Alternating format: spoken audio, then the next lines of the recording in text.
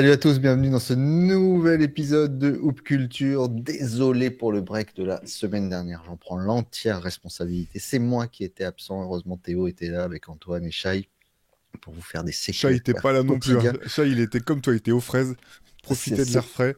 ce qui prouve comme j'étais à la ramasse. C'est que je n'ai même pas vu l'absence de Shai en tout cas. J'ai écouté les CQFR de samedi et dimanche dernier. Mais voilà, donc nous, on reprend notre place. On est ravis de vous retrouver avec Théo. Une émission un peu à la Seinfeld, puisqu'on s'est dit, on va partir de zéro. Qu'est-ce qu'on a comme idée? On n'en a pas, mais c'est ça qui est bon. Et du coup, Théo, première question qui est vraiment certainement la plus importante. Comment vas-tu, mon ami? Eh ben écoute, ça va très bien. Tu m'as manqué quand même la semaine dernière, hein, Ah ouais. je vais pas te mentir. Même si avec Antoine, effectivement, on a tenu le choc. Oui, bah voilà, c'est l'été, là, on a le droit, c'est un peu détente. On a envie de faire plein de trucs, de mater des trucs à la télé, de bouquiner, d'écouter ce qu'on n'a pas eu le temps d'écouter pendant l'année. Voilà, c'est un petit peu la thématique très fluctuante, je pense, de ce Hoop Culture de cette semaine. Pierre, peut-être une question pour lancer le débat. Enfin le débat, c'est un grand mot, hein. Mais quand tu pars en vacances, en fait, quelle est la chose que tu as le plus hâte de pouvoir faire en vacances par rapport à quand tu bosses? Quelle est la chose tu vois, où tu dis, ah, vivement les vacances, je vais enfin pouvoir faire. Ne pas bosser. Déjà, ça c'est le premier. Je comprends, ça suffit en C'est la, soi, hein, t'as c'est la raison. première. Ouais, j'essaye de faire correctement. Non, je suis exactement comme toi, Théo, et c'est pour ça qu'on s'est bien trouvé. La première chose, c'est de pouvoir bouquiner correctement sans avoir d'horaire forcément et de se dire, tiens, qu'est-ce que je vais bien pouvoir faire? Et de prendre le livre qui est à côté de toi depuis un bon moment, que tu n'as toujours pas ouvert, où le livre commence à te regarder depuis des semaines en disant, ça va être comme ça tout le temps? Ou je vais jouer à un moment où je vais être en bout de banc toute l'année, hein, parce que il y avait des gens qui s'intéressaient plus à moi, tu vois. Et donc, voilà, de pouvoir faire ça correctement. Donc, c'est pour ça que vous avez été nombreux à nous demander des conseils de lecture, puisqu'on vous a donné des playlists musicales pour vous accompagner tout au long de l'été, tout au long de vos semaines. Donc, on va vous donner plein de trucs pour glandouiller en toute qualité. Voilà. Mais moi, ma première question que je voulais te poser à toi, Théo, je sais que une des choses que tu veux faire en premier toujours, c'est de rattraper ton retard de lecture et d'en profiter au maximum, mais avec un petit tu préfères. En vacances, tu préfères partir sans musique ou sans livre? Oh, je peux partir nulle part sans musique. Sans musique, c'est impossible. Enfin, si je pars faire les courses, que je me rends compte que j'ai oublié mon casque, je fais demi-tour, je remonte à la maison. Ça, je peux pas. Alors, c'est pas que j'aime pas lire, mais ouais, la musique, je pense que je peux, c'est impossible pour moi de m'en passer. Vraiment, je pète un câble sinon. Je comprends. Moi, je vieillis, donc je pars plus sans livre. Ouais. C'est terrible. Mais voilà. Au pire, je me dis, j'ai mon casque quand même et j'écouterai certainement j'écouterai pas de Béverly raconter des conneries ou Antoine nous expliquer le Epron 2, Epron 1 que je dis toujours pas. Je croyais que Epron était juste là, just a kid from Apron. Voilà. Pour moi, je croyais que c'était vous trompiez vous confondiez Akron et Apron. Voilà. Donc je rattraperai peut-être avec mon casque mon gouffre abyssal en matière de contrat et de collective bargaining agreement. Voilà, peut-être là-dessus. Ouais, alors, moi, le cauchemar, ça remonte à une époque à l'ancienne, hein. C'est quand j'étais étudiant, que j'allais à Paris, je prenais les transports en commun, là, quand mon Walkman, quand les piles de mon Walkman s'arrêtaient de fonctionner en plein trajet RER. Là, pour moi, c'était le cauchemar, quoi. Donc, après, j'avais toujours des piles de rechange déjà prêtes au cas où. Donc, effectivement, lecture ou musique, ouais, c'est dur, hein. C'est très, très dur comme question, apparemment, mais ouais. En En vacances, ouais, vacances, je veux dire. En ouais, j'ai vacances bien uniquement. Mais en fait, Pas le en fait, reste ce qui est du temps. paradoxal, c'est que toute l'année, donc j'en écoute, mais par manque de temps, j'ai plus le sentiment non plus d'écouter aussi précisément que je pouvais le faire quand j'étais Tu vois, quand j'achetais un disque, avant, j'achetais le disque, je rentrais chez moi, je mettais le casque, je l'écoutais d'une traite en épluchant les livrets pour voir qui avait fait quoi. Maintenant, Les j'en mets quand je crédits. travaille, j'en mets quand je suis en voiture, tu vois. Mais c'est le côté écoute active, en fait, qui me manque un petit peu. Et ça, j'essaie de me rattraper aussi pendant les vacances, tu vois, voilà, d'être concentré un peu plus que je ne peux l'être pendant l'année. Ouais. Et est-ce que quand tu dis je vais écouter de la musique, est-ce que tu réécoutes des choses qui t'ont plu pour te dire je vais les réécouter au calme, ou est-ce que tu pars découvrir d'autres choses, ou te dire bah tiens, cet été, mettons, je m'y connais pas trop en ça, je vais aller me spécialiser un petit peu, ou me spécialiser, ou faire mon idée sur un certain style, type de musique ou artiste peut-être. Alors, un petit peu des deux, je pense que c'est plutôt, alors, soit réécouter des choses que je connais par cœur, parce que voilà, ça, je peux pas m'en empêcher, mais sinon, tu vois, par exemple, un exemple, Crime Apple, dont je t'ai parlé, dont on a parlé à plusieurs reprises, qui est un rappeur que j'aime beaucoup, mais qui est très productif, qui sort pas mal de choses pendant l'année, donc j'ai écouté ses disques, je les ai bien aimés, mais tu vois, je suis incapable de te citer, déjà les titres des albums, je les ai même pas en tête, je sais à quoi ils ressemblent, Hmm, et même les meilleurs hmm. morceaux sur chaque album, je serais incapable aujourd'hui de te dire, si tu me demandais de te citer des titres que j'ai particulièrement aimé de lui. Donc je me dis, voilà, il y a deux, trois albums qu'il a sortis cette année, dont un vraiment super à Apollo Brown. Mais j'ai envie de me replonger dedans plus en détail, de réécouter plus précisément. Après, pour le fait de découvrir d'autres musiques, ça c'est Wax Poetics que je présente souvent où il y a 2 ans, je sais plus, j'avais présenté dans Hoop Culture un bouquin extraordinaire sur l'histoire de la bossa nova. Voilà, j'adore la musique brésilienne, mais je suis pas du tout un expert. Mais pour le coup, là, c'était top parce que je lisais le bouquin en même temps, bah, j'allais écouter les artistes dont ça parlait dans le livre. Donc là, c'était plus de la découverte et je parlais de Wax Poetics, pareil, parce qu'en fait, Wax Poetics, la plupart du temps, je connais même pas la plupart des musiciens, des artistes sur lesquels je lis des articles. Et du coup, bah là, c'est l'occasion pour moi d'aller découvrir des choses. Mais c'est vrai que j'aime bien être un petit peu guidé, quoi. Tu vois, je sais pas. Comment tu fais, toi, d'ailleurs, pour écouter, découvrir de nouvelles choses? C'est du bouche à oreille? C'est tu suis des émissions de radio? Comment ça vient à tes oreilles au bout du compte? Bah, déjà, on reçoit beaucoup par l'émission In Time, on reçoit beaucoup Ouais. de promos de la part des labels et des attachés de presse. Donc, on reçoit énormément, énormément de choses. Donc, on fait le tri là-dedans. Après, je suis un peu comme toi, dans le sens où il y a quand même certains labels, certains producteurs qui ont notre préférence. Donc, on regarde toujours ce qui sort sur certaines choses. Et puis après, il y a beaucoup, beaucoup de comptes qu'on vous conseille d'aller voir. Il y a un anglais qui s'appelle Somewhere Soul, qui lui, alors il fait rien de révolutionnaire. Ils sont un paquet à faire ça maintenant. Ils ont leur algorithme qui leur dit d'écouter ça. Si leur algorithme est bien fait sur leur plateforme de streaming, bah, du coup, eux, ils ont peut-être plus de temps pour écouter. Donc, ils proposent, ils disent, voilà, moi, les 5 morceaux Under the Radar qui sont sortis cette semaine, parfois sur des thèmes particuliers. Donc, ils sont plutôt pas mal faits. Mais oui, après, il faut se cadrer sur certaines choses, sinon tu t'en sors jamais. Mais moi, tu vois, par contre, je suis un peu comme un peu peut-être comme toi, où là, l'été va arriver et tu vas faire un break et tu vas peut-être faire un break de basket. Moi, il y a un moment où, avec l'émission de radio, c'est quand même 45 émissions, c'est 600 morceaux joués. C'est vrai que pendant 15 bons jours, il n'y a Ok. plus de musique, quoi. Ouais, ouais. Oui, parce qu'après, souvent, je me suis rendu compte, parfois l'été, j'accumule donc des choses que j'écoute. Je me dis, bah tiens, ça à la rentrée, ce sera bien, clac, clac, clac, clac. Je note, je fais des captures d'écran sur certaines choses, et puis finalement, le temps passe, et Hmm. tout ça, je l'oublie. Et c'est plus une source de frustration qu'autre chose.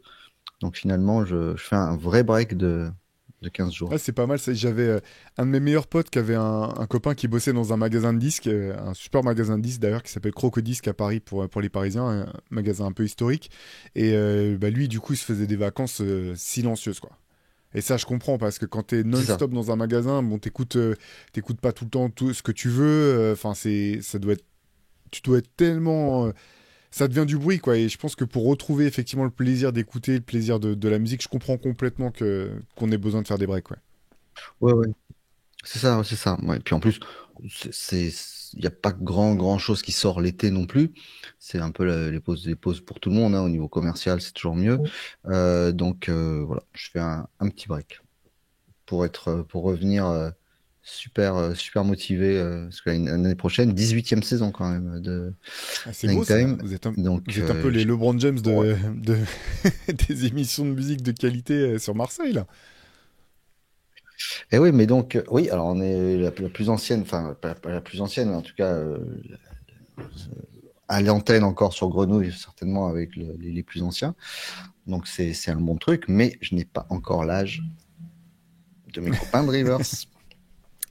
Et donc, parmi notre premier conseil, si vous, comme vous allez pouvoir vous concentrer, si vous voulez écouter juste le bruit du vent dans les arbres, lisez l'anthologie Rivers un petit peu. Déjà, lisez l'interview de Mousse Sonko, ça vous prendra toute la première semaine. Déjà, parce quand on parle d'interview fleuve, je pense que celle-là, c'est vraiment l'interview amazonienne de Mousse Sonko. Donc, voilà, je vous conseille bien sûr de partir. Alors, ok, ça, je l'entends. Le format, certes, il rentre pas forcément dans la valise. Ça, on est d'accord. Mais si vous partez pas trop loin et vous partez en voiture, voilà, vous partez avec ça sans aucun souci. Vous faites attention de ne pas trop l'abîmer parce que c'est quand même un sacré bel objet. Souhaiterais, s'il vous plaît, les éditions Rivers de la même manière que vous avez fait les posters sur la couve de Defense et de Jordan et de New York, que vous fassiez un poster de ça. Ça, c'est une vraie merveille, votre illustration. Donc, on part avec l'anthologie Rivers parce qu'il y a plein à écouter, il y a plein à lire. Et je pense que en lisant ça, vous pourrez vous dire ah, mais oui, ils en ont parlé dans Culture à un moment donné. Ah, mais ils en ont parlé dans un CQFR du samedi ou de la semaine. Et voilà, si vous avez peut-être, vous avez découvert le basket il n'y a pas très longtemps, pour certains, hein, on n'est pas tous des dinosaures de la NBA, de vous faire une culture, refaire une culture, redécouvrir des choses. Et c'est vachement bien parce que c'est quand même, vous avez compris, nous on vous fait la culture de l'instant, mais surtout de ce qui s'est passé avant et d'anticipation. Mais ça, c'est beaucoup sur la culture de l'instant et sur les émotions de l'instant, notamment quand vous racontez les finales NBA, quand vous racontez les évolutions des uns et des autres. Et c'est passionnant. C'est passionnant parce qu'on voit que vous n'êtes pas si mauvais que ça, hein, dans l'ensemble. Alors, vous avez dû faire du tri, C'est j'imagine. gentil. Mais on voit quand même l'analyse est bonne. Ouais, c'est gentil. En fait, c'était marrant parce en la préparant cette anthologie, la- déjà, j'ai un peu halluciné quand même sur le nombre en fait d'articles qu'on a écrits. Enfin, tu t'en rends pas compte au bout d'un moment quand t'es dans le nez dans le guidon. Et il y a même des articles que j'avais complètement oubliés et même des événements basket que j'avais un petit peu que j'avais oublié. Tu vois, en relisant les récaps des finales NBA, ça faisait vraiment petite. Ouais, saut dans la DeLorean, des détails que j'avais Ah. oubliés qui semblaient évidents à l'époque. C'était assez plaisant à faire ce boulot de recherche d'articles. Et puis, ouais, bon, on parlait de LeBron juste avant, mais c'est vrai que c'est marrant en fait de voir l'arc. Et encore, LeBron était déjà en NBA au moment où on sort le premier, parce que le premier Rivers c'est 2005, lui donc il est arrivé en NBA en 2003. Mais le nombre de carrières différentes entre c'est le Golden Child. Ah non, maintenant c'est l'ennemi public. Ah bah maintenant il a redoré son blason. Ah bah maintenant il a encore changé d'équipe. Ah bah maintenant il fait partie de la Redeem Team. C'est quand même impressionnant cette longévité. Pas seulement sur la qualité de jeu, ça c'est fou. La santé, c'est fou, mais aussi les différents arcs narratifs, tu sais, qu'il y a eu tout au long de ces 20 piges autour de lui. Hmm. C'est assez bluffant, quoi.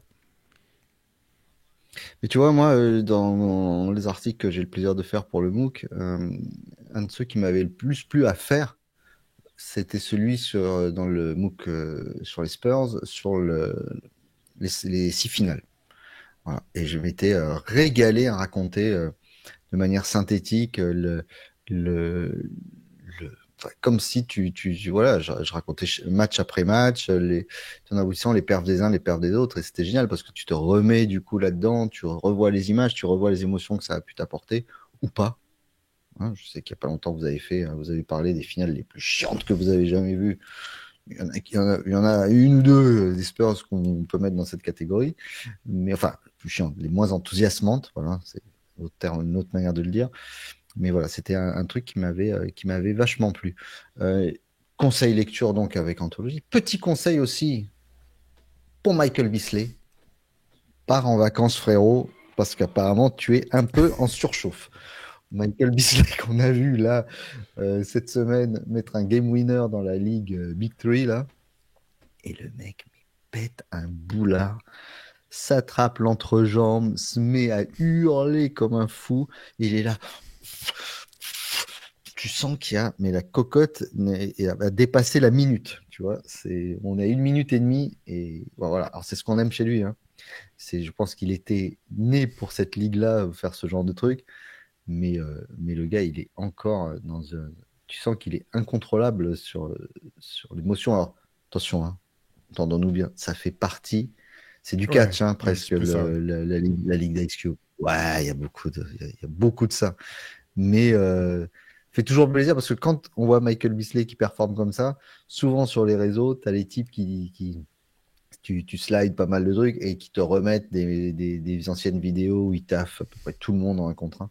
Donc ça fait plaisir. Mais là, on sent qu'il a besoin quand même de quelques vacances. Un petit peu. C'est marrant parce que toutes ces performances, enfin, juste avant la Big Three, il y avait son face-à-face avec Lance Stephenson là, qu'il a gagné, qu'il a remporté d'ailleurs en 1 contre 1.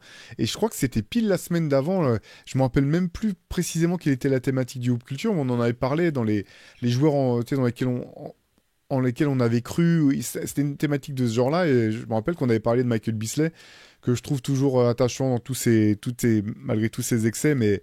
Ouais, bah là c'est parfait 1 contre 1 ou 3 contre 3, effectivement. Je pense que c'est un petit peu ce qui est fou avec ce sport où tu peux être injouable dans un contexte comme ça et puis finalement incapable de te faire une place finalement vraiment durable ou d'avoir un statut ne serait-ce que similaire dans un contexte de sport organisé, enfin de basket organisé à 5 contre 5. C'est assez spécial, quoi.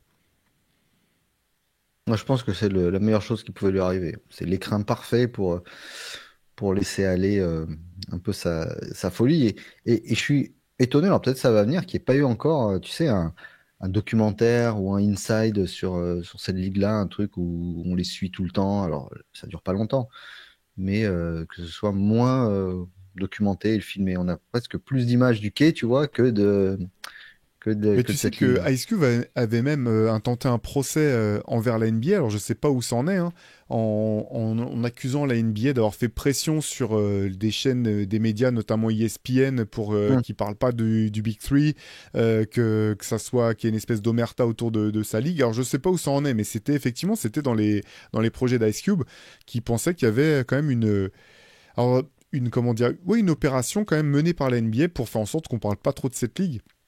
Mais oui, c'est pas inintéressant en fait. J'aime bien le concept en fait quand même. C'est plutôt marrant de voir même Gary Payton coacher Rick Mahorn, des mecs que t'aurais jamais imaginé sur un banc tenir ce rôle-là. C'est pas inintéressant, ouais. Mais surtout, ça fait un Ouais, moment que ça dure. Hein. Moi, j'aurais jamais pareil. cru que ça durait aussi longtemps. Ça fait un moment que ça dure et à chaque fois, il arrive à ramener. Alors, c'est vrai qu'il y a un paquet de gens qui partent à la retraite, du coup, qui reviennent. Un autre conseil de personne qui a besoin de vacances et peut-être qui finira un jour dans cette ligue-là, c'est Paul George qui a claqué un magnifique. Alors après, Joachim Noah qui disait qui veut aller en vacances à Cleveland, il y a Paul George qui balance un qui veut aller jouer à Charlotte, tout en disant j'adore Charlotte, super ville. Si un jour je devais y vivre, je serais content, mais je ne veux pas aller jouer là-bas. Et là, il sort un sinon ma carrière serait finie. Et là, j'ai envie d'appeler Paul Georges en disant est-ce que tu peux appeler Théophile Aumesser parce qu'il a un vrai avis sur ta carrière. Il faudrait que vous en parliez tous les deux parce que je crois que Théo, il n'est pas certain que ta carrière elle soit vraiment encore dans ton prime. Donc, est-ce que tu peux l'appeler pour en discuter et savoir si finalement aller encadrer des jeunes à Charlotte, ce serait pas si mal. Non, voilà. Je veux savoir ce que tu pensais de ces déclarations qui valent ce qu'elles valent, mais qui sont quand même Écoute, moyennes. c'est vraiment très drôle parce qu'on s'était pas du tout concerté, mais il y a à peu près 1 heure et demie de ça, j'ai envoyé un texto à Antoine en lui envoyant l'extrait justement où Paul George parle de Charlotte et je lui ai mis et en plus le mec parle avec 3 smileys derrière parce qu'on vient d'annoncer qu'il vient à nouveau de se faire opérer pour une blessure, opérer du genou suite à euh, une blessure qu'il a subie pendant l'été en faisant un workout. Je vais dire podcast Pi, là, ça commence à suffire. J'ai adoré ce joueur. Vraiment, été très fort, quoi. Vraiment, encore une fois, je leur dis, notamment au Thunder, j'ai adoré ce Paul George. Aux Clippers, bon, ça le fait pas. C'est pas tout à fait de sa faute. Ils sont deux, être tout le temps blessés. En gros, quand il était là, il était bon. Mais là, je me dis, t'es à Philadelphie, tu sors de la saison la plus catastrophique de ta carrière. T'es à nouveau pas en forme. Est-ce que c'est le meilleur moment de donner ton avis sur des franchises qui n'ont pas la culture de la gagne? Vraiment, est-ce que c'est le bon timing? C'est ça que j'aimerais lui dire au téléphone. Après, j'aurais plein de questions. Je suis sûr que c'est un mec qui est cool, hein. Mais ouais, c'est un peu. Moi, j'aime la plupart des podcasts qui sont menés par des joueurs NBA. Il y en a plein qui sont vraiment intéressants, qui sont plutôt cool.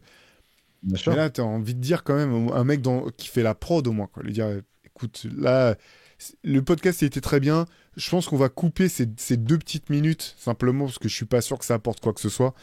C'est un peu usant quand même. Mais c'est pas le sien, hein. Il est pas chez lui, C'est hein, pas dans le quand il sien. dit J'ai ça, cru que hein. c'était dans le sien parce qu'il est avec Baron Davis et tout. Non, non, non, non, je Ah, crois pas. Non, non, je crois pas que ce soit dans le sien. Je suis pas sûr. À je voir. crois quand même. Attends, vas-y. Allez, on a beau être en différé parce qu'on a enregistré ça mercredi. Je regarde en direct au moment de l'enregistrement. J'ai le clip que j'ai envoyé à Antoine tout à l'heure. Je vais te dire ça tout de suite. Si c'est bien dans... On va vérifier ça. En attendant, je vais petit conseil, si vous Et emmerdez le si, pardon. soir, et vous avez envie, C'est bien dans c'est son chez lui. podcast, ouais. Alors voilà. Merci la prod, bravo la prod. Voilà. Chose que toi, tu es capable de couper, que notre collègue Paul Harrer, lui, couperait sans problème, mais que chez Paul George, on ne C'est ça. coupe jamais. Donc, petit conseil d'animation de soirée, vous prenez le top 100 des joueurs de tous les temps de Bleacher Report et vous vous écharpez bien comme il faut autour de votre petit barbecue ou de votre salade de concombre. Je vous donne le top 16, Vas-y. top 20. MJ, LeBron, Karim, Magic, Russell, Bill, hein, pas Russell Westbrook. Shaq en 6, Duncan en 7, Bird en 8, Wilt en 9, Steph en 10. Kobe 11, 12 Hakim, KD 13, Oscar Robertson 14, Jerry West 15, Kevin Garnett 16, Nikola Jokic 17, Dirk Nowitzki 18, David Robinson 19, Dr. J 20. Voilà, c'est comme toujours un classement d'une rédaction qui vaut ce qu'il vaut, mais qui envoie toujours des débats sympas. Je pense que là où ça s'écharpe le plus, c'est Kobe qui serait pas dans le top 10 et Shaq numéro 6. Voilà. Et voilà, je vois trois choses. Et je fais un parallèle avec ce que vous disiez il y a pas longtemps. Je vois KD en 13. Et encore une fois, on est obligé de se dire, si KD n'avait pas eu tous ces trucs qui lui bouffent sa legacy parce que c'est transfert à répétition, c'est entre guillemets caprice à répétition. Est-ce que le mec est pas. Alors Antoine dit top 5 et pas 5. C'est ce qu'il dit souvent. C'est une phrase que j'adore chez lui. D'ailleurs, si je devais lui faire un t-shirt, tu aurais marqué Pas top 5. 5 mais pas 5. Et ça marche avec tout le monde. Ça peut marcher sur tout. Euh, et on voit donc quand même. Alors, Kevin Garnett 16, je trouve ça abusé, perso, hein. Je suis pas du tout d'accord avec ça. Mais on voit Jokic qui monte 17 quand même, tu vois. Ça, c'est un peu nouveau, quoi, de voir Jokic qui rentre dans un top 20, qui est 17 et sachant que moi, je trouve que Jokic est quand même meilleur que Kevin Garnett, all-time. Hein, bon, il y a le même nombre de bagues, mais all-time quand même, il y a encore plus grand nombre de MVP, des performances qui sont hallucinantes et Alors, c'est pas le même personnage, ça c'est sûr, hein. Mais je le mettrai au-dessus. Donc, tu vois, potentiellement avec Jokic en 16, et après le reste, moi, me choque pas forcément. Euh, donc, je veux savoir ce que tu en pensais un petit Ouais, peu. c'est intéressant. Sachant qu'apparemment, Ouais. pardon, apparemment, il y a eu un gros débat et ça s'est joué à presque une voix près pour le top 2, c'est-à-dire LeBron ou Jordan. Ok. Ça s'est joué ouais, c'était très serré. Oui, non, c'est intéressant. Effectivement, je suis étonné quand même que Kevin Garnett soit devant Nikola Jokic. Je vois pas vraiment ce qui justifie ça, honnêtement. Pour le reste, et pareil, les deux trucs. Enfin, le truc qui m'a le plus étonné quand tu l'as dit, tu vois, chaque sixième. Après, faudrait que je regarde parce que ces choses-là, en fait, faut vraiment peser chaque chose, voir sur quoi a été mis l'accent. Est-ce que c'est sur les résultats collectifs? Est-ce que c'est sur les distinctions individuelles? Tout ça, ça rentre en ligne de compte, bien sûr. Est-ce que c'est le plus haut niveau atteint aussi par le joueur? Parce que je pense que ça rentre en ligne de compte. Je suis pas choqué par des tonnes de choses, hein, dans ce que tu m'as dit. J'ai vu que notamment Klay Moi non Thompson plus. s'offusquait du fait que Kobe soit 11, comme si c'était une aberration totale. Je suis pas choqué, honnêtement. Je faudrait encore une fois, hein, tu vois, j'ai pas en tête les 10 qui sont devant lui, mais je suis. Bon, c'est un joueur tellement clivant, Kobe. En fait, il a été clivant toute sa carrière, il le restera à jamais, quoi. Mais moi, je suis pas particulièrement choqué par ça. Je sais plus devant qui est Shaq. Tu peux me dire, redire qu'ils sont 7 et 8 quand même, simplement dans le classement? Écoute, moi déjà, je trouve que le top 5 il est verrouillé pour moi. C'est-à-dire, quel Hmm. que soit l'ordre, hein. Jordan, LeBron, Karim, Magic, Russell, pour moi, c'est verrouillé. Il faut vraiment, pour dépasser Ouais. ça, pour rentrer dans ce top 5-là, il est dingue. Après, chaque est 6 devant Duncan, Bird, Ouais, Wilt c'est et ça. Steph. C'est Duncan et Bird, peut-être. Bon, après, c'est vraiment des questions. Ça se pose la question, hein, parce que Bird, finalement, il a moins Bien de sûr. titres que Shaq, mais il a 3 titres de MVP de suite. Est-ce que tu prends en compte le fait Mm. que, tu vois, est-ce que, par exemple, tu mets l'accent sur, ouais, mais il a joué tant de saisons, Shaq. Si tu regardes, en fait, Shaq a une carrière bien plus longue que Bird, mais finalement, son prime n'a pas été plus long, parce qu'en fait, la fin de la carrière de Shaq, c'est quand même triste, hein. Alors que tu regardes, Bird a joué beaucoup moins longtemps, Ouais, dur. mais même avec son dos bloqué, c'est même sa dernière saison, il a encore des stats et un impact qui est lourd, et c'est lui qui porte son équipe. Bon, faudrait rentrer dans ce détail-là, c'est pas simple. Mais non, j'ai pas l'impression qu'il y ait des choses honteuses, là, en tout cas dans le top 20 que tu m'as donné. Non, non, non, non, je suis pas, j'étais plus emmerdé en voyant le top 20, je crois, ça c'est Complexe qui a fait ça, des maillots à l'ancienne, des maillots Ouais. throwback, là, tu vois, en mettant en un le maillot de Raptors avec le dino dessus. En un. Ça marche Donc pas. c'est En le un, GOAT des maillots rétro pour eux, c'est-à-dire, ça. God des maillots rétro, en deux, le noir pinstripe que tu détestes à rayures du Magic, mais bon, qui est ce qu'il est, hein, moi je trouve magnifique.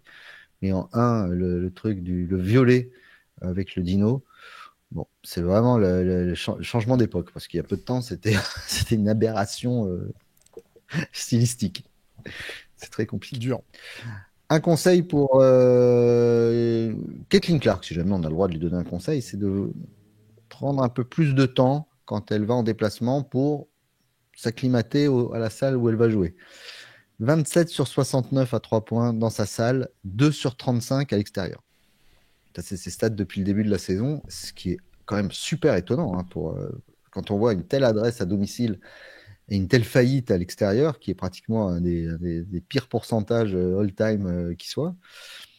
Euh, donc, euh, donc voilà. Donc, est-ce que toi, en tant que coach, en tant que shooter émérite et scoreur patenté, c'est quelque chose que toi, tu as vécu, par exemple, en tant que joueur, d'être ultra adroit chez toi, mais vraiment à la ramasse complet dès que tu es à l'extérieur? Ou est-ce que c'est un blocage psychologique, ou est-ce que tu penses que c'est juste un cycle, un mauvais cycle qui va s'arrêter bientôt? Euh, ouais, C'est bah c'est étonnant, en tout cas. super étonnant. Bah, on pourra revenir un peu sur la saison de Caitlin Clark qui est vraiment compliquée. Alors moi, non, j'ai pas connu ça. J'ai connu des périodes où ça rentre pas. Mais Hmm. paradoxalement, j'ai jamais eu le sentiment. Finalement, j'ai toujours plus ou moins trouvé une raison technique ou mécanique. euh, Enfin, j'ai toujours trouvé une explication à pourquoi ça rentrait pas. J'ai pas eu le côté blocage mental sur les tirs. Au lancer franc, ça m'est arrivé sur un match. Au lancer franc, à plus savoir comment faire, sans comprendre pourquoi ça rentre pas, alors que enfin, j'étais pas Steph Curry, mais j'étais un shooter de lancer franc plutôt très correct. Mais donc non, par contre, à domicile, à l'extérieur, non, j'ai jamais eu trop ça, quoi. J'ai pas. Non, j'ai pas ça. Par contre, pour Caitlin Clark, cette saison est très compliquée, hein, parce que je trouve que elle avait plutôt bien géré à la fin de la dernière saison, à la fin de sa saison rookie, elle a complètement disparu. Je pense qu'elle avait vraiment besoin de faire un break complet, de pouvoir recharger les batteries, faire le vide, mettre un stop un petit peu à espèce de tourmente dans laquelle elle était depuis 3 ans. elle est revenue en ayant manifestement bossé sur son physique. Et donc je me disais aussi que c'était une très bonne option, voilà, pour éviter les blessures. Au bout du compte, elle a quasiment jamais été autant blessée de toute sa carrière. Elle a un Mm. pourcentage à 3 points qui est pas du tout à la hauteur de son talent. Et là, au moment où on enregistre mercredi, elle s'est blessée à l'aine juste à la fin du dernier match du Fever. On sait pas encore ce qu'il en est. Mm. Ouais, elle est très compliquée cette saison pour Caitlin Clark et ça, je l'avais pas vu venir du tout. Ouais, moi non plus. Moi non plus, j'avais pas vu venir cette. Alors, je sais pas si l'intersaison, elle a peut-être. Je sais pas. C'est vrai qu'elle s'est. Ça se voit, hein, elle s'est étoffée physiquement, etc. Est-ce qu'elle s'est trop travaillé? Pas... Enfin, à Peut-être voir.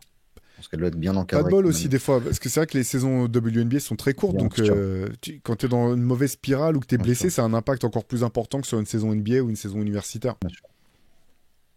Bien sûr. Et puis le 10e du classement qu'on a vu tout à l'heure, un certain Stephen Curry nous a appris qu'on pouvait être blessé en début de carrière pour faire ce qu'on peut faire, ce qu'on sait faire par la suite. Donc il n'y a pas Non, d'inquiétude non. particulière, mais c'est vrai qu'il il y a évidemment une frustration. Ça c'est sûr, parce que malgré tout, elle reste le visage de cette ligue pour beaucoup de gens. Voilà.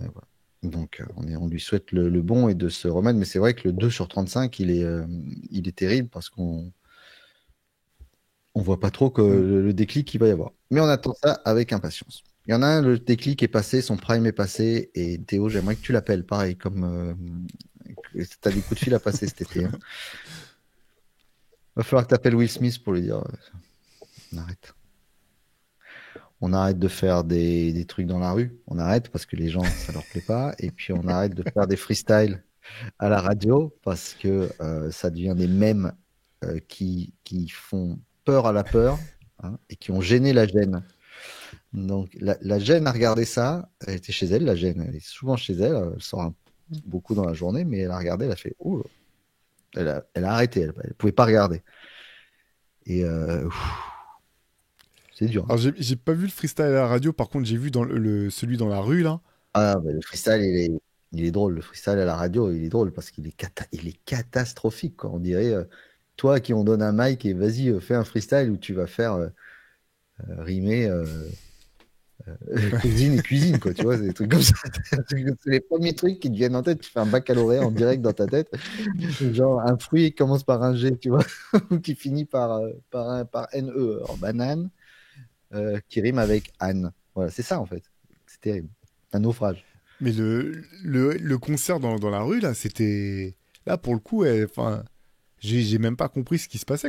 Limite, t'avais l'impression que c'était volontairement, les gens voulaient pas bouger ou ils comprenaient pas ce qui se passait. C'était extrêmement étrange. Ouais, c'est un petit peu dur cette partie de carrière de Will Smith là. On va pas se mentir complètement depuis 2-3 ans là. C'est très très Ouais. complexe. Euh, je doute pas qu'il en sortira hein, de cette spirale et puis il sortira avec un livre dans lequel il racontera tout ça ou comment il a fait, voilà, il a su retourner aux sources pour s'en sortir, j'en sais rien. Je m'en fais pas trop pour lui, mais ouais, ça dure un petit peu là, la traversée du désert. Ouais, elle est un peu compliquée. Je t'avoue que c'est pas marrant à voir. Et cette scène dans la rue, tu sais à quoi ça m'a fait penser? Je sais pas si tu as vu, peut-être tu as regardé ça avec tes enfants. Pour je ne sais quelle émission d'Oprah Winfrey. Ils étaient à Grand Park à Chicago et elle invite Black Eyed Peas qui fait I Got a Feeling. C'est leur fameux morceau de stade et David Guetta, machin. Et en fait, ils sont devant 100 000 personnes et en fait, il y a un flash mob géant qui va démarrer et elle ne le Ouais. sait pas. Et, et personne ne bouge dans le public. C'est-à-dire, tout le monde a les bras le long du corps, mais immobile. Et il n'y a qu'une nana qui danse devant. Et en fait, qui va à un moment donné lever le bras et tout le monde va démarrer, mais par partie jusqu'à ce que tout le monde. Et elle comprend pas sur le coup, elle est interdite, genre. Qu'est-ce qui se passe? Enfin, c'est une catastrophe à la télé, ça va être dramatique, filmer que la scène, tu vois. Tu la vois, elle est pas bien. Et d'un coup, elle voit le truc, c'était une surprise que donc j'avais préparé les gens. Et ben là, j'avais la même impression. Je me suis dit, ça va Mm. démarrer à un moment donné. Tu sais, les gens lui font une blague. Les gens lui font une blague, quoi. Comme ce fameux collège, ce fameux lycée aussi, tu sais, aux États-Unis, où tu as cette Silent Night ou je sais pas quoi, où il démarre et c'est à partir du Oui. 10e point C'est tout est dans le silence et au 10e point, c'est le bordel absolu. Tout le monde est obligé de quitter le terrain. Bon, sauf que là, pour ce pauvre Will, ça n'est pas arrivé et Internet n'oublie rien, donc c'est terrible pour lui. Internet n'oublie rien aussi pour. Il y a pas mal de bifs et un petit conseil pour Nicki Minaj, pareil, de partir en vacances avec Will Smith. Parce que je sais pas si tu as vu les bifs énormes entre Nicki Minaj Ah, qui sur Jay-Z, balance, ça? qui défonce Jay-Z, et puis qui là s'est attaqué à Cizé, qui elle est généralement reste en dehors de tout ça et ça l'intéresse pas, et qui là a complètement pété un câble en disant mais foutez-moi la paix, je vous ai rien demandé, lâchez-moi, je fais ma vie, et aboie contre le mur, et aboie pas sur moi. Donc il y a tout ce petit bif là, alors qui coïncide toujours avec des arrivées de nouveaux singles, de nouveaux trucs. Donc est-ce que tout ça est orchestré, pas orchestré? Mais voilà, il y a beaucoup d'artistes comme ça qui utilisent à mauvais escient leur réseau, comme Drake là, qui s'est offusqué et qui dit que il y a il y a quelqu'un qui l'empêcherait d'être numéro un au Billboard, qui le supprime exprès parce que, alors qu'il devrait être numéro un sur son single et tout, et pas d'autres artistes à part lui. Enfin bon, voilà, tout ça est un peu tristouche, je Ouais, trouve. j'ai pas suivi tout ça de très près. J'ai vu passer les trucs de. Moi non plus, je le vois juste Ouais. passer, hein, je ne suis pas du J'ai tout, vu mais surtout que Drake, visiblement, avait fait repasser Il avait un tatouage Irish 23 avec le maillot de lycée de LeBron sur le bras. Visiblement, il aurait fait repasser par un maillot du Thunder de Shai Gilgeous-Alexander. C'est à peu près tout ce que j'ai vu. Nicki Minaj, je te cache pas que, un peu comme Drake, ça fait vraiment partie de ces gens qui sont des stars, voire des superstars. Mais finalement, si elle n'avait pas existé, ça aurait absolument pas impacté ma vie de tous les jours. C'est pas une critique, hein. C'est juste que j'ai jamais su ou pu m'intéresser à leur musique. Donc j'ai vu passer ça, mais non, c'est vraiment pas. C'est vraiment pas. Je suis capable d'aller creuser sur des choses tout aussi absurdes, mais là pour le coup c'est pas, enfin absurde. Non, mais sans conséquence, je veux dire. Mais ça, c'est vrai que c'est pas du tout des artistes qui sont dans ma sphère d'intérêt, quoi. je comprends. J'ai une anecdote rapido sur Nicki Minaj. Ma fille, quand elle avait, je crois qu'elle avait 7 ans, il y avait la tournée Jay-Z Beyoncé, là, On the Run 2, qui passait au Stade de France. Je m'étais dit, bah, tiens, elle adore aller au concert, je vais l'emmener voir Beyoncé au Stade de France, c'est cool, en plus l'endroit, machin. Donc je l'emmène au Stade de France, elle est super contente, elle regarde son concert, Beyoncé qui lance toutes les sens, les écrans géants, les feux d'artifice, le feu et tout. Et Beyoncé invite Nicki Minaj. Et Nicki Minaj qui arrive, donc pas du tout habillée pour une fille de 7 Ah ans. bon, c'est étonnant pour Nicki Minaj, c'est pas. Voilà, avec très peu enfin voilà, qui commence à twerker dans tous les sens, enfin, Mm. qui fait Nicki Minaj, quoi. Elle est invitée pour ça, elle vient faire son truc. Nicki Minaj qui est une excellente rappeuse, hein, ça je dis pas, hein, c'est vraiment techniquement et tout, il y a rien à dire sur la qualité de son flow. Mais et ma fille qui se retourne qui fait j'aime pas, et qui me dit on s'en va, Ah bon, j'aime pas, carrément. parce elle était offusquée de voir ce truc-là qui lui brisait son concert de petite princesse, tu vois, de son kiff. Et du coup, ben, on était parti.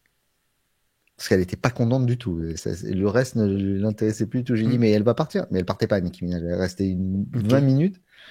Et du coup, ça lui avait gâché son kiff. Donc, j'en Du veux coup, à bah, je Nicki comprends. Minaj. À mort. Mais un jour, si je la croiserai, je sais que je la croiserai, je lui raconterai. Il y en a un qui se pose pas ces questions, c'est Klay Thompson. On est d'accord que Klay Thompson, il vit sa meilleure vie en ce moment. Il vient d'annoncer sa romance avec Megan Thee Stallion, avec des images purement hallucinantes qui sont sorties là, où elle est assise sur ses genoux en string, et il lui a offert cette espèce de peluche immonde là, le laboubou. Et elle déballe ses labous, et on voit que c'est lui derrière qui se cache et tout, mais on sait que c'est lui. Je me dis, c'est quand même un personnage pas comme les autres. Ah bah moi je voudrais un documentaire sur la vie de Klay Thompson, mais je t'avoue je préférais quand même ces vidéos où il est en voiture Tu- avec son chien Rocky là et qui traite. T'as l'impression que c'est son meilleur pote. Vraiment tu sens que ils ont des conversations mais à deux quoi. Je suis sûr qu'ils vont vraiment ils se parlent tous les deux. Euh, la vie de Klay Thompson a de moins en moins de sens. C'est quand même le mec qui était capable de parler pendant 20 minutes à une télé new-yorkaise qui n'avait pas capté que c'était un joueur professionnel et il était interviewé C'est sur ça. des échafaudages et donnait son avis sur les échafaudages et tout. Moi j'adore ce joueur, j'adore le personnage. Là pour le coup effectivement dans la liste des choses que j'avais pas prévues, que celle dont tu parles, j'ai rien compris. Hein. J'ai vu la vidéo, j'ai rien compris. J'ai pas compris. Au début, j'ai pas compris qui était la personne. Après, j'ai vu le nom, donc ça m'a rappelé quelque chose. J'ai pas compris ce qu'était le truc qu'elle était en train de déballer. Ça avait un non-sens complet. Mais en tout cas, oui, lui, que la C'était- défense fasse gagner des titres ou pas, j'ai l'impression qu'il vit bien sa vie à Dallas. Par contre, il y a une vidéo qui est sortie hier où on le voit faire une séance de shoot. Qu'est-ce que c'est beau. Si, Je si, sais j'ai pas si vu tu ça. l'as vu Ouais. cette séance où il ressort, il prend une passe à Mm. l'extérieur, il pose même pas un dribble, il shoot, ça rentre. Mais alors, faut voir comment. C'est soyeux. Rien que le bruit du ballon est merveilleux. Donc, merci à Klay Thompson. Et du coup, forcément, les réseaux sociaux qui n'oublient rien ont affiché son, entre guillemets, avec tout le respect, tableau de chasse. Le respect, le gars. Le garçon a pas passé, ces 5 dernières années, n'a pas passé que des mauvais moments. Shooters shoot, comme on dit. Hein. Shooters gotta shoot. Et comme dirait J.R. Smith, dans le Ouais. doute, je shoot.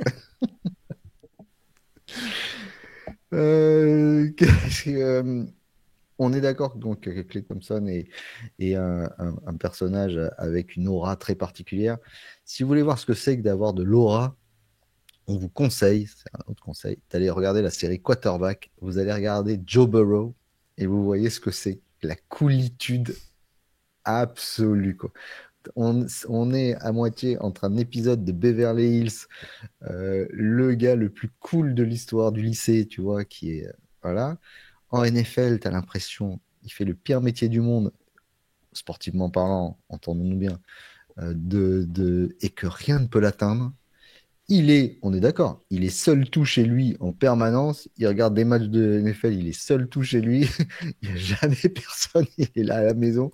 Il s'emmerde tellement qu'il s'achète une Batmobile, vraie Batmobile, qui doit se faire construire par les studios de la Warner, mais finalement qu'il annule parce qu'il se fait cambrioler et qu'il se dit finalement tout ça n'a peut-être pas grand sens. Mais la cool attitude de Joe Burrow, à tel point que tu m'as envoyé la capture d'écran, Théo, il y a même Flavor Flav qui vient se prendre en photo à côté de lui. Donc c'est quand même quelque chose, c'est quand même un personnage hallucinant. Écoute, alors j'ai bingé la deuxième saison de la série Quarterback, là, je l'ai enchaîné. J'avais beaucoup aimé la première, et en fait, dans la première, tu le vois apparaître, mais simplement parce que les trois quarterbacks qui sont suivis pendant la première saison le croisent, en fait, jouent contre lui. Et déjà, il m'avait marqué. Hein. Moi, je suis pas du tout, je connais vraiment pas grand-chose à la NFL, mais j'avais été. Son attitude m'avait marqué, en fait. Et j'avais envoyé à mon pote Romain, qui est l'une de mes références avec Benoît Jamais quand il s'agit de NFL. Je lui ai dit, mais c'est normal que j'ai l'impression que ce mec, Joe Burrow, c'est un psychopathe fini, parce qu'il était imperturbable, pré-victoire, défaite. Tu le voyais pas bouger. Donc là, j'étais ravi de voir qu'il était parmi les trois joueurs suivis. J'adore la personnalité du gars. Je te cache pas que je serais quand même bien prêt à mettre ma main coupée que je serais pas étonné qu'il soit neuroatypique quand même parce qu'il a des comportements, le côté imperturbable, le côté des moments où j'ai l'air très à l'aise et des moments des bribes de discussion entre coéquipiers qui font hyper alors c'est pas malaisant mais ouais, allez, je vais jouer les Jean-Claude Van Damme. Awkward, quoi. C'est bizarre, tu sens que c'est. Qui veut avoir l'air cool, mais tu sais pas s'il est vraiment cool. Et en même temps, il y a des moments où il est très cool, avec son côté. Et puis son côté imperturbable, en fait. C'est fou, la saison, elle se déroule pas du tout comme il a envie. Le mec, il bouge pas, quoi. Tu sais, c'est un glaçon. Il dit, ouais, c'est super décevant, mais il te le dit comme si je te demandais quel parfum de glace tu veux pour le dessert, Pierre Armand. Tu vois, Mmh. j'ai adoré. Vraiment, j'aime beaucoup le personnage. Je le trouve hautement attachant. J'aime bien la manière dont il interagit avec ses coéquipiers. Ouais, je suis fan. Et moi, je le suivais de quand il était à l'université dans son duel à distance avec Trevor Lawrence, qui est maintenant quarterback de Jacksonville. Mais je suis parfaitement d'accord avec toi sur ce côté malaisant à un moment. Mais tu sens que le mec, il est quand même un peu tout seul aussi. Les seules personnes qu'on voit autour de lui, c'est ses parents. Euh, à un moment, il démarre l'entraînement et puis tu sens que c'est quand même un sport où tu as des temps où tu Hmm. ne fais rien qui sont hallucinants. Déjà, Si tu finis ta saison, déjà, tu vas pas en playoff. De fin décembre à août, déjà, enfin, tu as tes camps d'entraînement et tout, mais voilà. Et à un moment, il parle à une jeune fille qui est porteuse d'eau, et il lui raconte, ouais, on est allé dans un musée, il y avait des fossiles. Tu savais que les fossiles, machin, c'était ça, ouais. Et j'ai essayé d'en acheter un, ils ont pas voulu. Alors la fille, elle est là, ouais, d'accord. Et puis elle sent que... Et lui, il regarde tout droit, il balance deux, trois passes. Non, parce que en fait, dans ces musées, c'est vraiment des vrais animaux préhistoriques, hein, et j'ai appris plein de trucs. Et en fait, il raconte des trucs comme ça à des gens qui n'en ont rien à foutre. À un moment, il parle d'une île avec des lézards. Il leur explique que c'est les lézards qui ont des crêtes s'ils sont d'ici, mais sinon les autres, ils sont en Australie.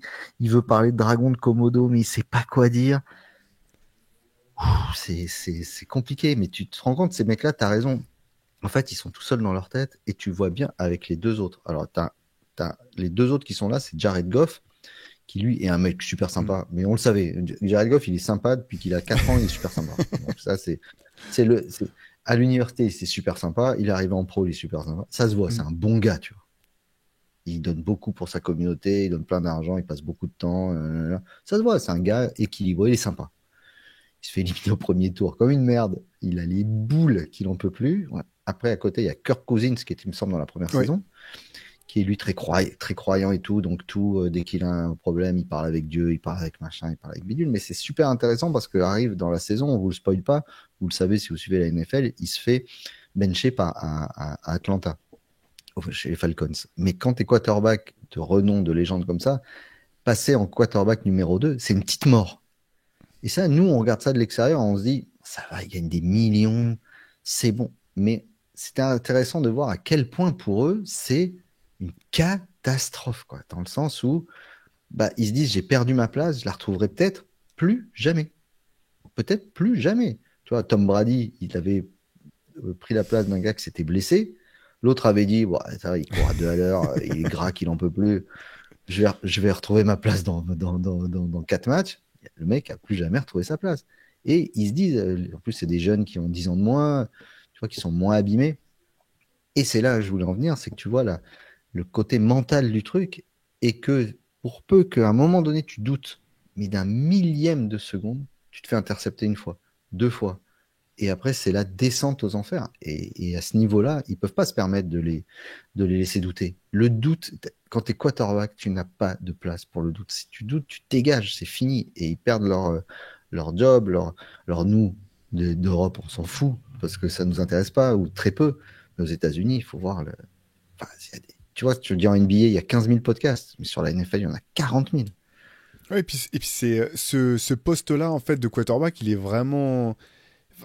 Enfin ouais, il y en a un, en gros, il y en a un titulaire par équipe. C'est pas du tout comme le basket. De toute façon, même si t'es meneur titulaire, bah tu vas rentrer, tu vas sortir.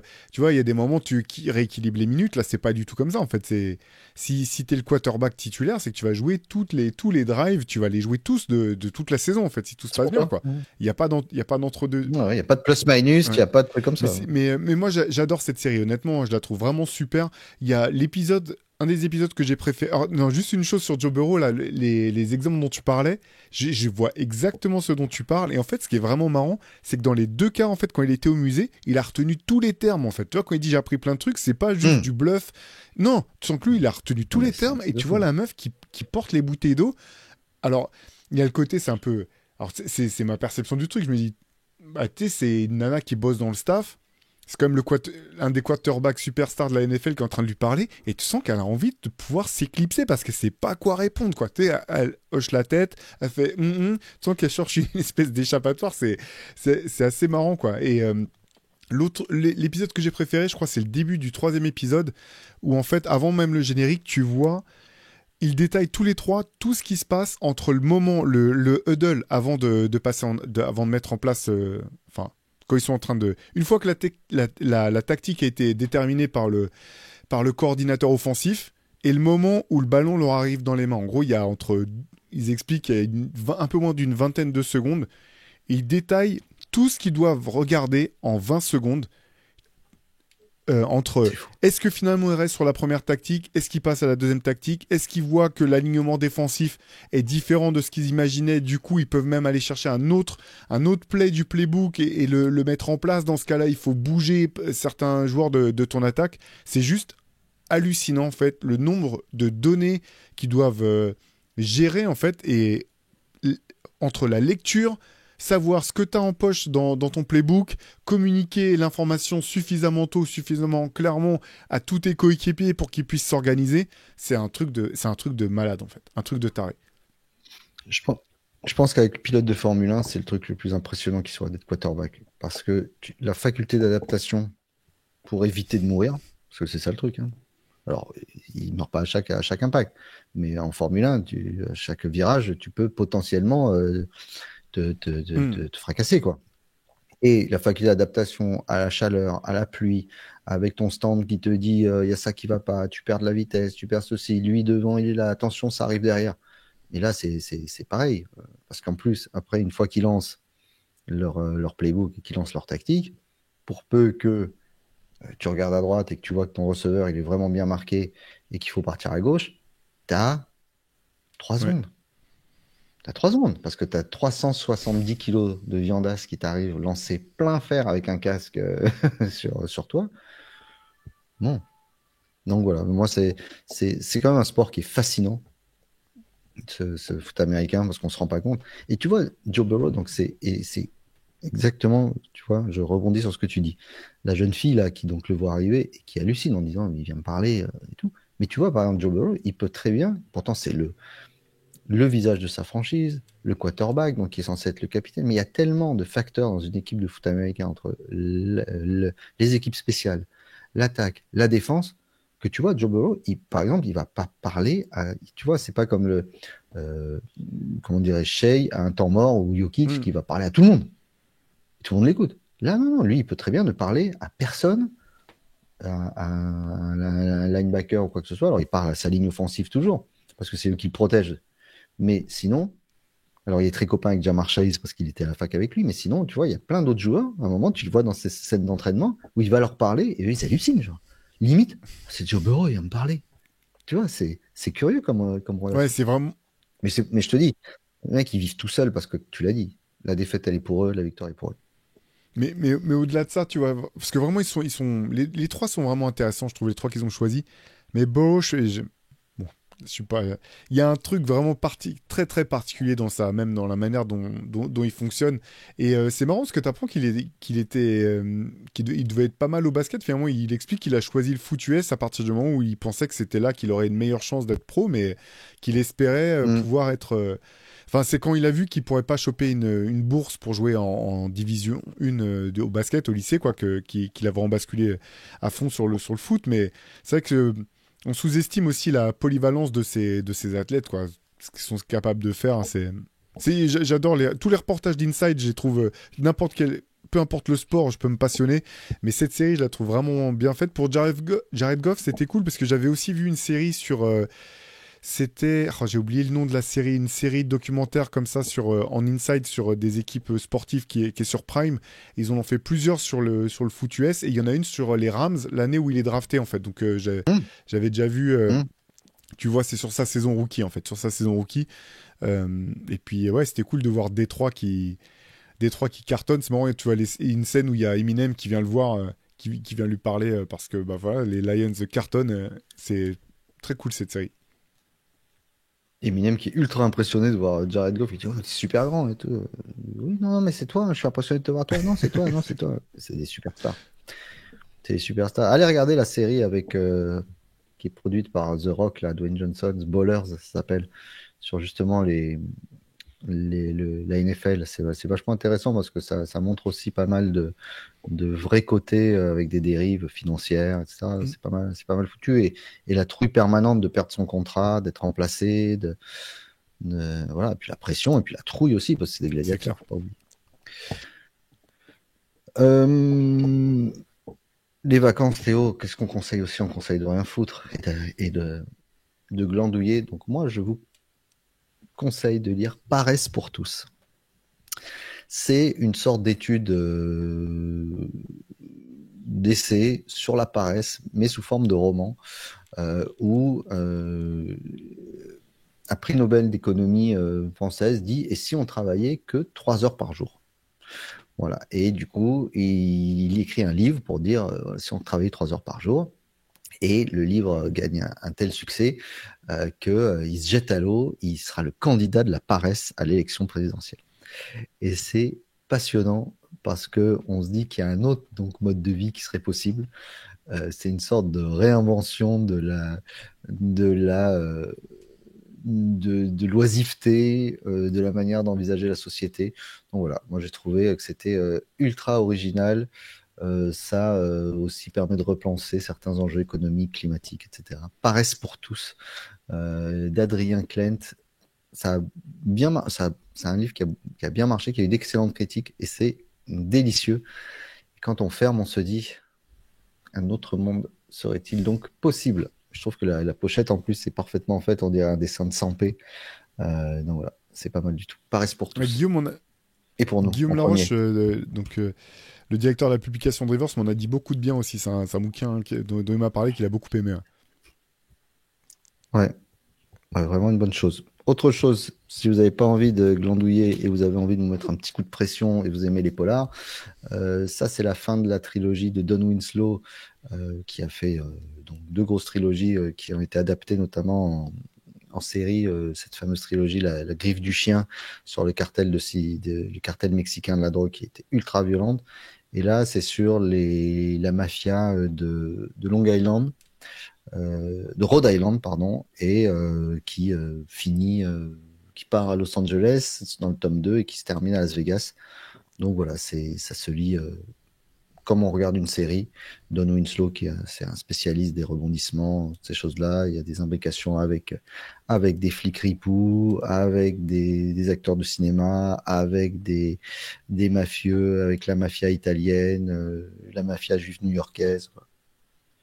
On a l'impression d'être dans un bon polar, on y est, Don Winslow. Mais ça se lit très vite, en 3 jours, c'est fini. Cool, Lyon. T'as pas chômé, toi. T'as pris une semaine de vacances, mais déjà, je sens que t'as pu rattraper un.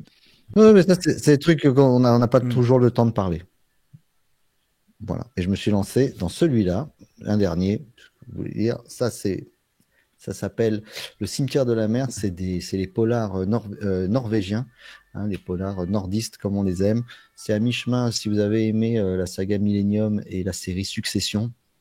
Alors ça, c'est parfait. C'est des grosses histoires de famille autour d'héritage d'entreprise. On se rend compte avec des secrets de famille qu'il y en a un qui est agent secret, l'autre qui était à moitié dans des sombres histoires pendant la guerre. Enfin voilà. Donc ça se lit très bien et c'est fort bien écrit. Et je crois qu'il y a un tome 2 qui est sorti il y a pas longtemps. Voilà. Entre la Seconde Guerre mondiale et les secrets engloutis. J'adore ça. Parfait, toutes ces recommandations là, c'est cool. Ouais, voilà.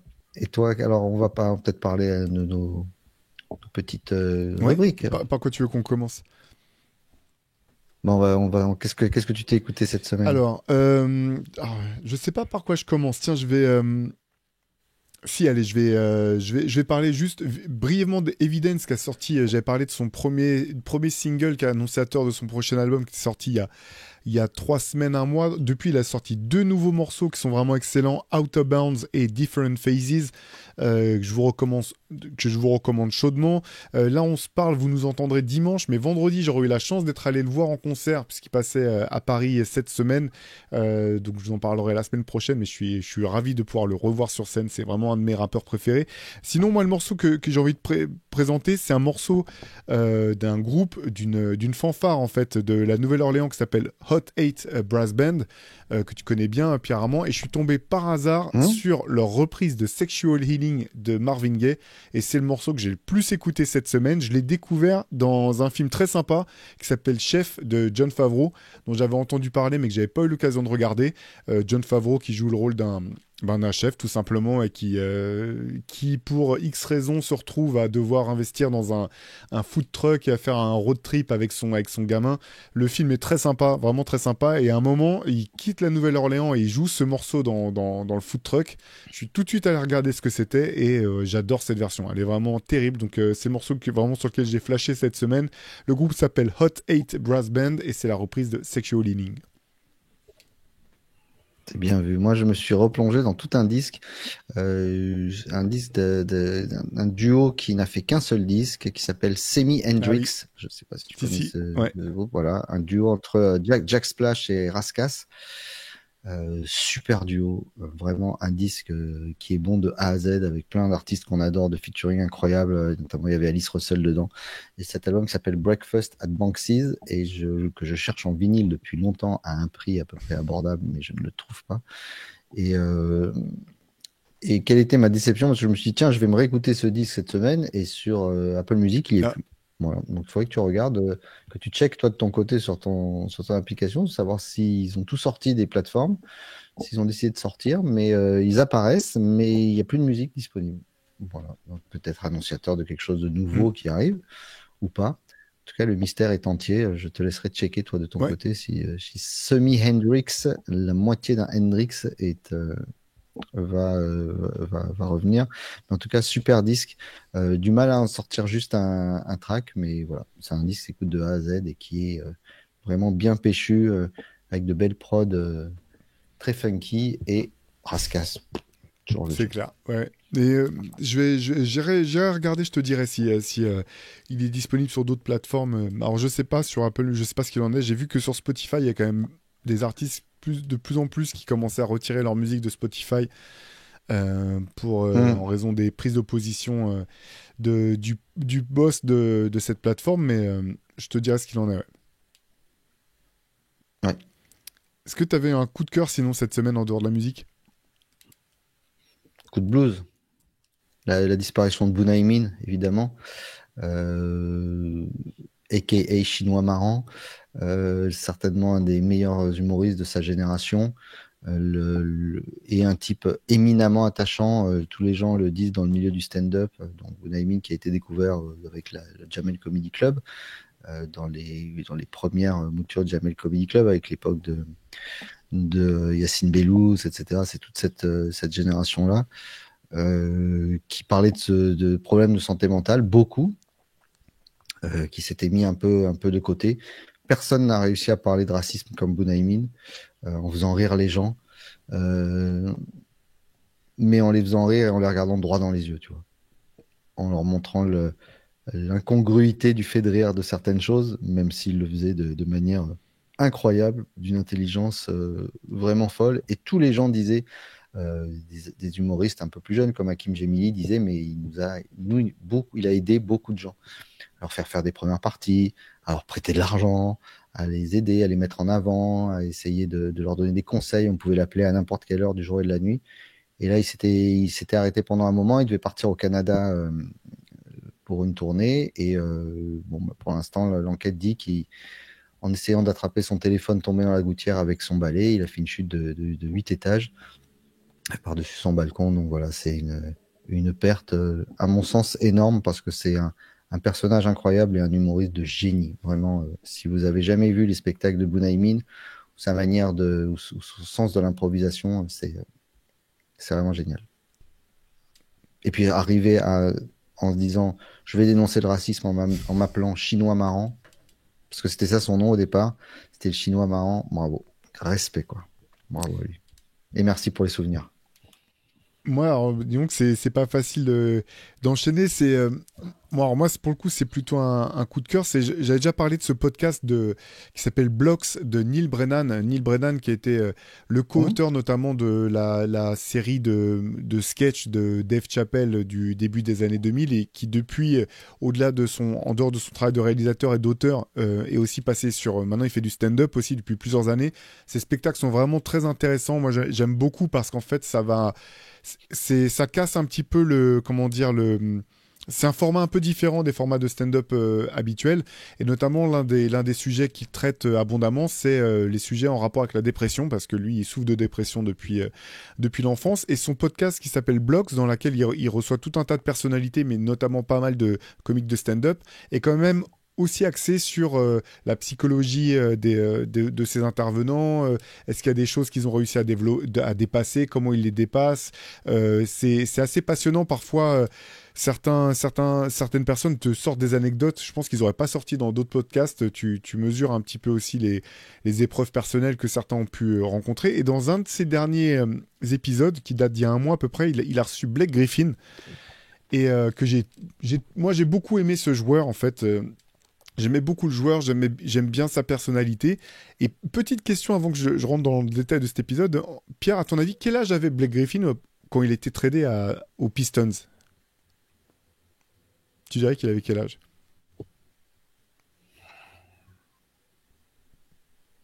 27. Et quel âge? 27? Eh 27? ben écoute, tu vois juste qu'en fait, il avait 28 ans. Je pensais qu'il était déjà bien plus âgé que ça, en fait. Je pensais qu'il avait déjà 30 Non, et non, non, quelques. non, non. C'est fou, tu vois, là, bon, il lui demande quel âge il a que 35 ans. Finalement, sa carrière s'est arrêtée tôt, quoi. À 32, il avait fini.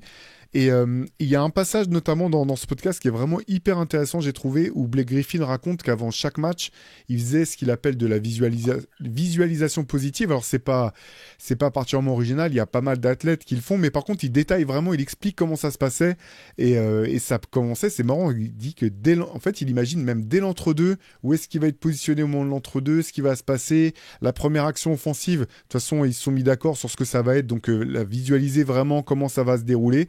Et il y a tout un passage comme ça où il détaille un petit peu sa routine que j'ai trouvé très cool. L'épisode vaut le coup. Ce qui m'a un petit peu frustré, c'est que il y a pas mal de moments où Neil Brennan lui coupe la parole alors qu'il est en train d'expliquer quelque chose d'intéressant. C'est une chose, bon, souvent j'ai du mal, il y a un côté un peu culturel hein, aux États-Unis, notamment dans les émissions, les gens se coupent beaucoup plus la parole que nous en France.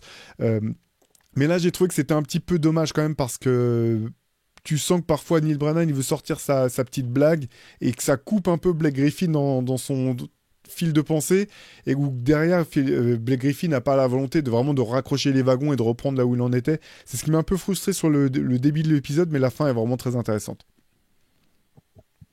Le personnage, ce Blake Griffin, mais que je voyais tout de suite après la fin de sa carrière NBA faire beaucoup plus de choses artistiques, dans le Ouais. sens être acteur, être stand-upper, des choses comme ça. J'attends toujours. Hâte de le voir parce qu'il a des talents d'acteur qui sont énormes. Je me rappelle le pub, notamment avec Chris Paul pour Jordan Brand, c'était vraiment drôle.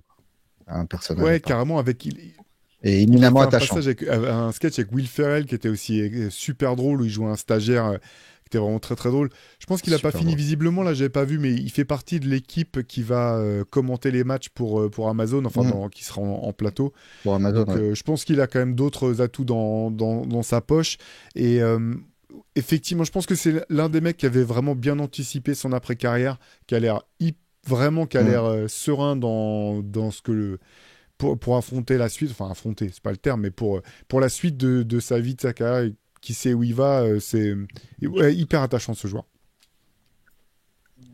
Je suis d'accord. Ta relique de la Alors ma semaine? relique de la semaine, c'est pour les plus anciens qui se rappellent, alors quoique c'est revenu à la mode, hein, les cassettes audio, mais peu se rappellent des cassettes de titres.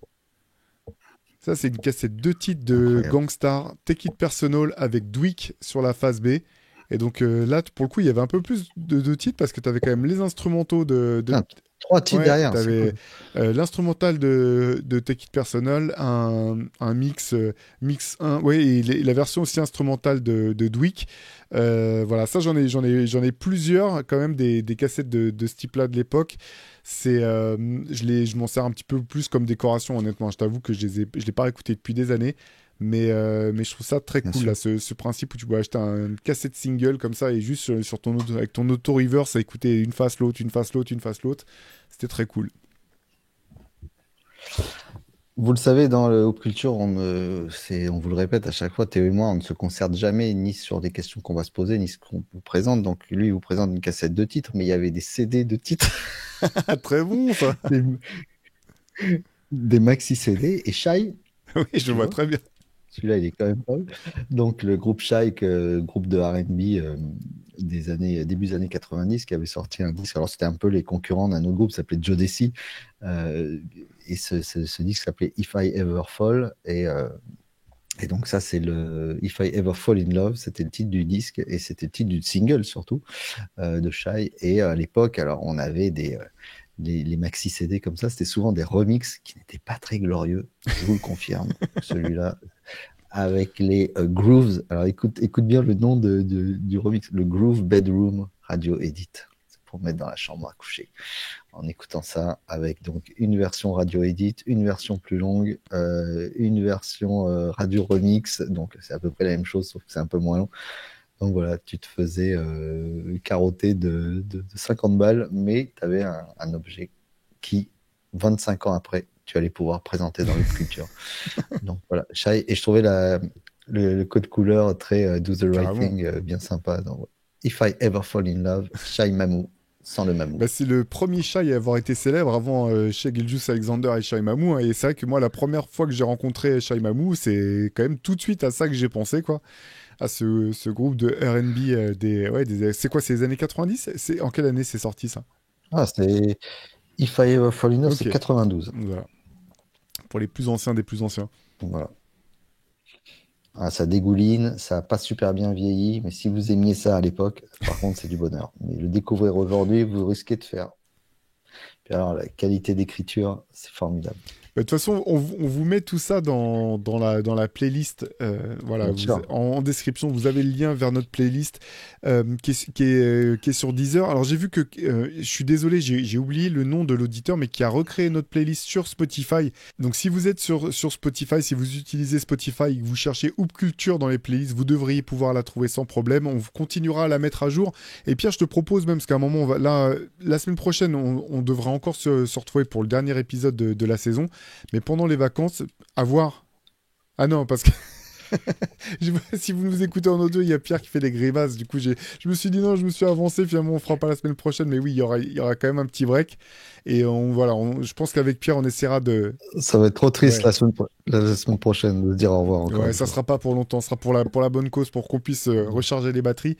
Mais on essaiera quand même d'alimenter Exactement. la playlist pendant les vacances aussi, au moins une fois par semaine. Vous mettre Bien voilà, sûr. nos coups de Bien cœur de la sûr. semaine. Vous pourrez retrouver ça sans aucun problème. Avec grand plaisir. Bah, d'ici là, bah, on se retrouve la semaine prochaine pour la dernière de cette saison 2024-2025. Profitez bien déjà, si vous êtes déjà parti en vacances, profitez bien. S'il vous reste encore du taf sur les bras, bon courage à vous, on est ensemble. Et de toute façon, ça commence à être cool. La ville se vide un petit peu. Parfois, on a pu envoyer les enfants chez les grands-parents ou en colonie de vacances. Il y a un petit peu de calme malgré tout. Profitez de tout ça et on vous dit à très vite. Ciao.